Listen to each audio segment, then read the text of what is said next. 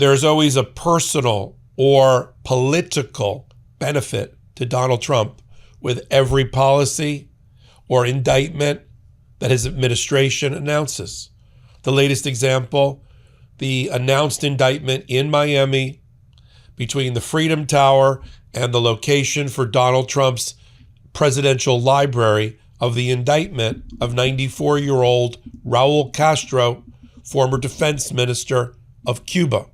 Now, on the surface, it's a good thing to bring people to justice, whether they're aging Nazis or old communists from Cuba, especially when there's death and destruction that's been alleged in the indictment that they're responsible for.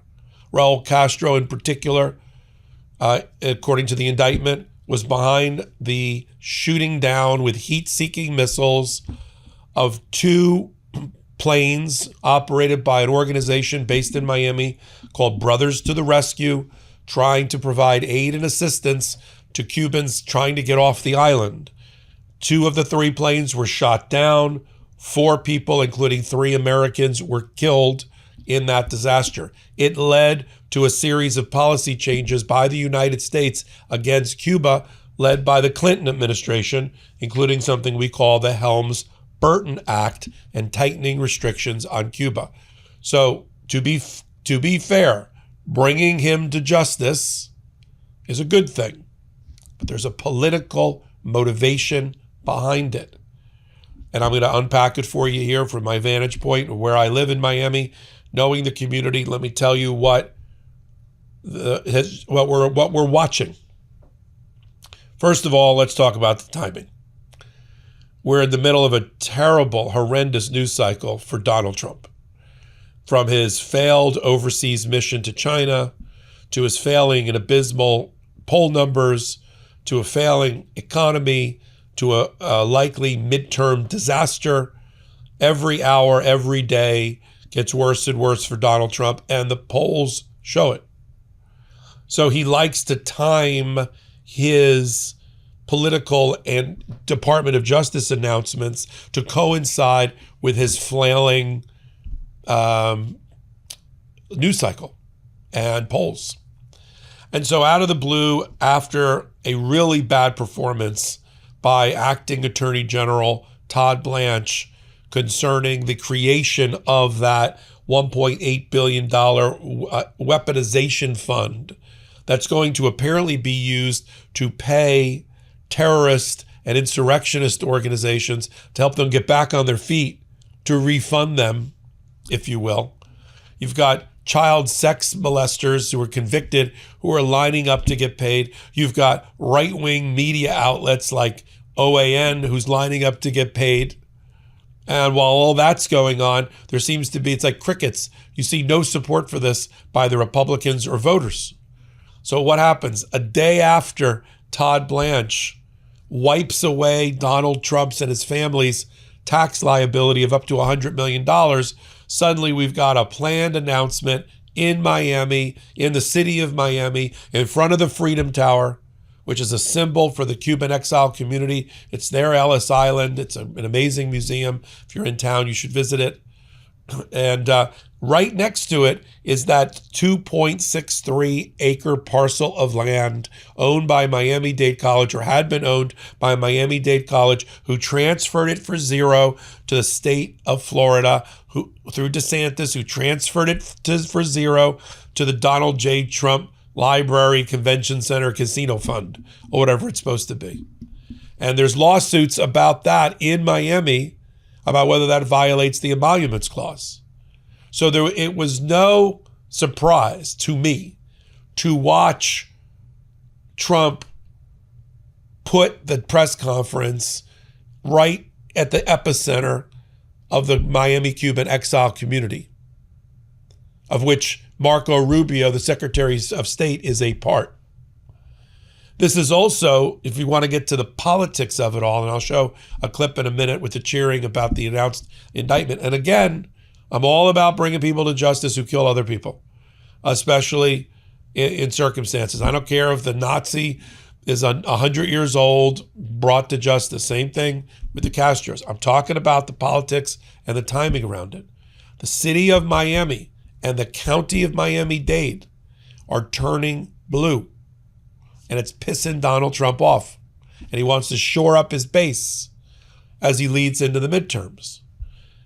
Eileen Higgins, the mayor of Miami, beat her opponent, and she's a Democrat, beat her opponent by 14 points, the hand-picked Trump DeSantis opponent.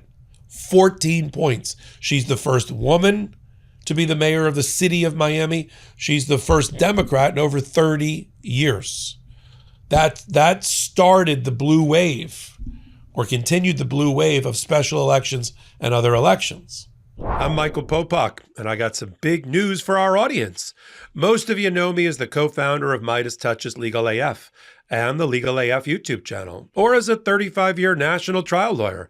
Now, building on what we started together on Legal AF, I've launched a new law firm, the Popok Firm, dedicated to obtaining justice through compassionate and zealous legal representation. At the Popok Firm, we are focused on obtaining justice for those who have been injured or damaged by a life-altering event, by securing the highest dollar recoveries. I've been tirelessly fighting for justice for the last 35 years, so my own law firm organically building on my Legal AF work just feels right. And I've handpicked a team of top-tier trial fighters and settlement experts throughout all 50 states known as big auto injury attorneys who have the know-how to beat heartless insurance companies, corporations, government entities, and their attorneys.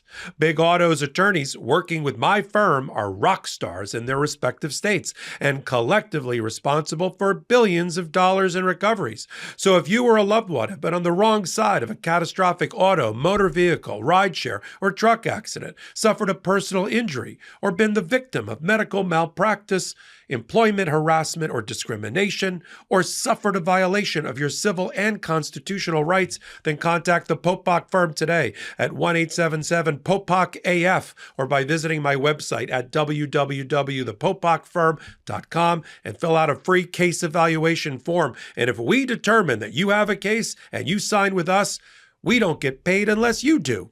The Popok Firm, fighting for your justice every step of the way. Trump and his people around him knows he has a Miami problem.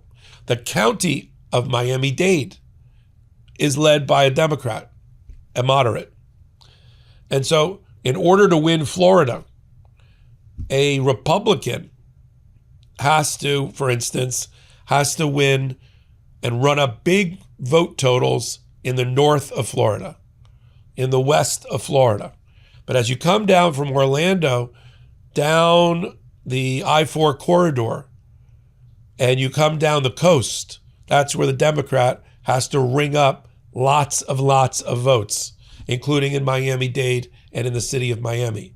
When Obama won in Florida twice, he rang up big vote totals in Miami-Dade County. The Democrats want Miami-Dade County back.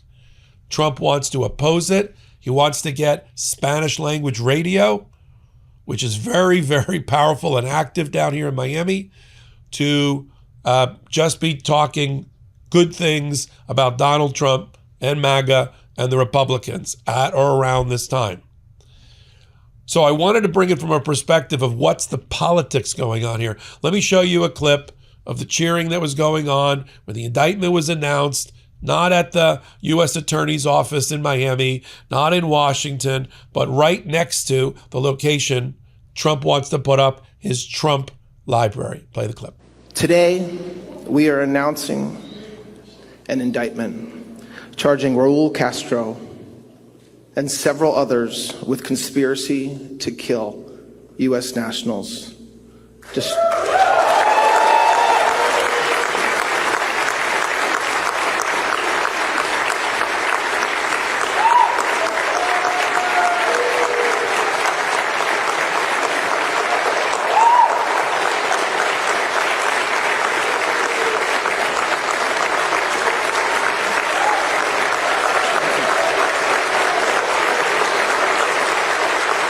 This is also part of the plan that Marco Rubio has to take over his ancestral home and do to Cuba what he did to Venezuela, right? Again, not America first, it's Marco Rubio first.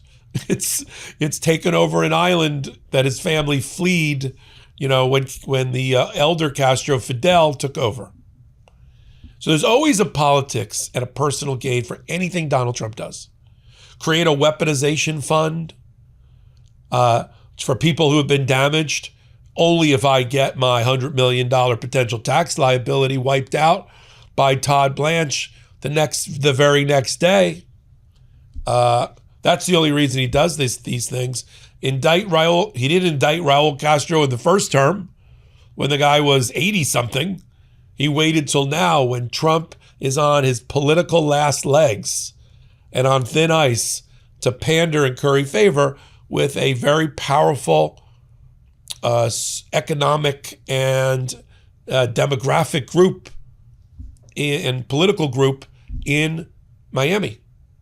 Okay?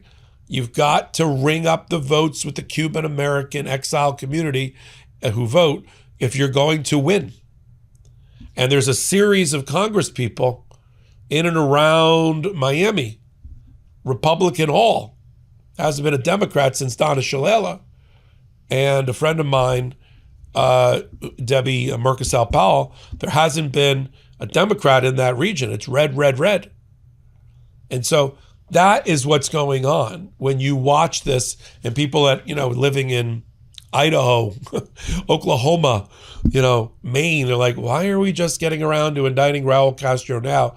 This is the backstory you need to know. And I wanted to bring it to you here on Legal AF and on the MeidasTouch Network. I'm Michael Popok.